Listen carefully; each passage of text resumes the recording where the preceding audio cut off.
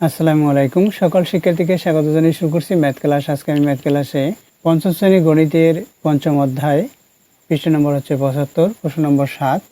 এই ৭ নম্বর প্রশ্নটিকে তাকাও। এখানে নিচের সংখ্যাগুলোকে ১০ এবং ১০০ দিয়ে গুণ করে কিভাবে এই গুণগুলো করতে হবে তাহলে দেখো। এখানে নম্বর ১, এখানে দেওয়া আছে গুণ হচ্ছে ৩.৪৮, গুণ করতে হবে ১০ দ্বারা।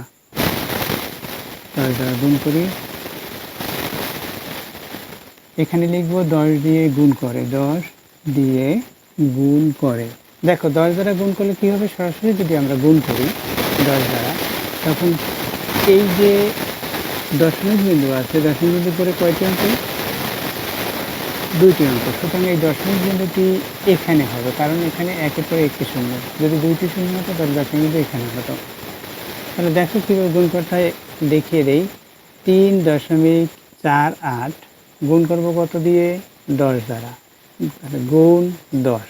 দেখো এখানে গুণকের একক স্থানীয় অঙ্ক দ্বারা গুণ করবো প্রথমে। শূন্য দ্বারা কোনো সংখ্যাকে বা অঙ্কগুলোকে গুণ করলে গুণফল শূন্য হবে। যেমন ৩ দিয়ে ৮কে গুণ করে শূন্য হবে, ৮ শূন্য গুণে শূন্য, ০ দিয়ে ৪কে গুণ করে শূন্য হবে, ০ দিয়ে ৩কে গুণ করে শূন্য হবে। একক অঙ্ক দিয়ে গুণ করেছি, এবার আমরা দশক অঙ্ক দিয়ে গুণ করব। তাহলে কি দশক অঙ্ক থেকে লিখতে হবে। তাহলে এখানে কী দিব? প্রশ্ন অথবা শূন্য। তাহলে ১ দিয়ে ৮কে গুণ করি ৮ হবে, ১ দিয়ে ৪কে গুণ করি ৪ হবে, ১ দিয়ে ৩কে গুণ করি ৩ হবে। এখন আমরা যোগ করব। দেখো যোগ করার পর আমরা হিসাব করি এখানে দশমিক বিন্দু কোথায় হবে। এখানে দশমিক বিন্দুর ডানে অর্থাৎ ডান দিকে ২টি অঙ্ক আছে, সুতরাং ডান দিক থেকে ২টি অঙ্ক বাদ দিয়ে দশমিক হবে, অর্থাৎ একটি ২টি এখানে দশমিক, এখানে দশমিক হবে, ২টি অঙ্ক বাদ দিয়ে। এখন আমরা যোগ করি, এই শূন্যের সাথে শূন্য যোগ করে শূন্য হবে, ৮ দিয়ে শূন্যতে যোগ করি ৮ হবে, এই দশমিক বিন্দু। ৪ দিয়ে শূন্যতে যোগ করি ৪ হবে, এখানে ৩ আছে, সমতা করলে এখানে শূন্য হয়, সমতা করার প্রয়োজন নেই, ৩ নামিয়ে দিই, ৩ যা আছে সেটাই লিখব। তাহলে গুণফল কি? এটা অর্থাৎ নির্ণয় গুণফল। অতএব নির্ণেয় গুণফল ৩৪.৮০। এই যে দশমিক বিন্দুর পরে একটি সার্থক অঙ্ক আছে ৮, এরপরে শূন্য। এখানে যদি ৬১ শূন্য দেওয়া হয় তাহলে সেই শূন্য দেয়া এবং এখানে না দেয়া একই, সুতরাং এটা উত্তর আমরা লিখতে পারি। এখানে ১০ দ্বারা এবং ১০০ দ্বারা গুণ করতে বলছে, একই অঙ্ককে এখন আমরা ১০০ দ্বারা গুণ করব। তাহলে কত? ৩.৪৮ গুণ ১০০। তাহলে এখানে লিখব কি ১০০ দ্বারা গুণ করে। এখানে ৩.৪৮ গুণ ১০০, এটা। এখন এই ১০০ দ্বারা যখন গুণ করব দশমিক কোথায় হবে? এখানে হবে, অর্থাৎ এই দশমিক এখানে না হয় এখানে হয়। দেখো কিভাবে করতে হয়। প্রথমে শূন্য দ্বারা গুণ করি, এই শূন্য দ্বারা ৮কে গুণ করি শূন্য হবে, শূন্য দ্বারা ৪কে গুণ করি শূন্য, শূন্য দ্বারা ৩কে গুণ করি শূন্য হবে। এটা দিয়ে গুণ করেছি, এখন দশক অঙ্ক দিয়ে গুণ করব, তাহলে দশক অঙ্ক থেকে লিখতে হবে। তাহলে এখানে কি দেব? শূন্য বা ক্রস চিহ্ন। এই শূন্য দ্বারা ৮কে গুণ করি শূন্য হবে, শূন্য দ্বারা ৪কে গুণ করি ৪ শূন্য গুণে শূন্য, শূন্য দ্বারা ৩কে গুণ করি শূন্য হবে। এখন ১ দ্বারা গুণ করব। ১ কি? একক দশক শতক, একক দশক শতক, এখান থেকে লিখতে হবে। ১ দিয়ে ৮কে গুণ করি ৮ হবে, ১ দিয়ে ৪কে গুণ করি ৪ হবে, ১ দিয়ে ৩কে গুণ করি ৩ হবে। এটা হলো।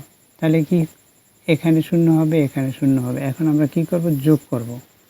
যোগ করি, দেখো এই শূন্য এই শূন্য এই শূন্য যোগ করি শূন্য হবে, এখানেও শূন্য হবে।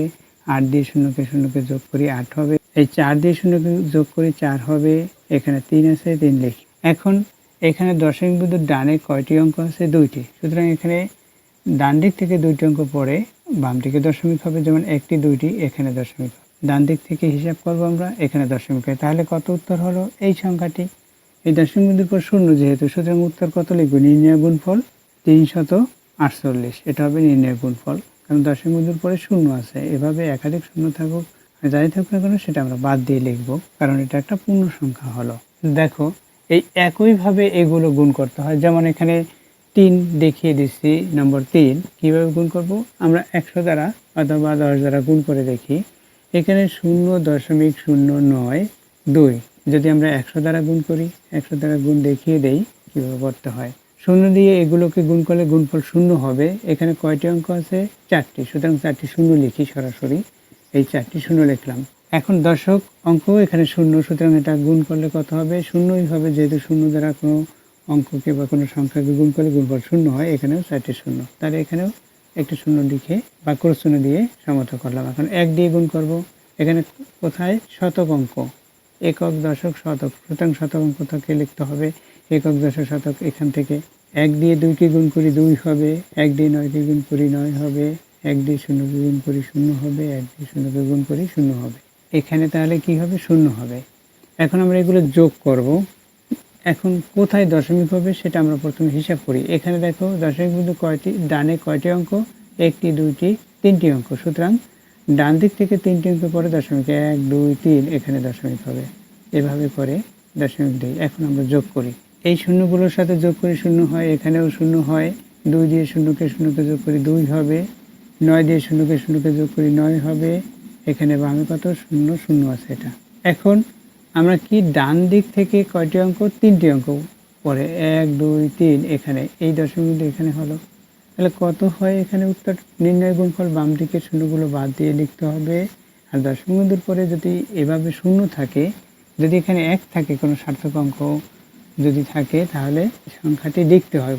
যেহেতু দশমিক বিন্দুর পরে একটি সার্থক অঙ্ক, এরপরে শূন্য আছে, এই শূন্যগুলো বাদ দিয়ে লিখব। তাহলে কী হবে? 9.2। এটা হচ্ছে নির্ণয় গুণফল।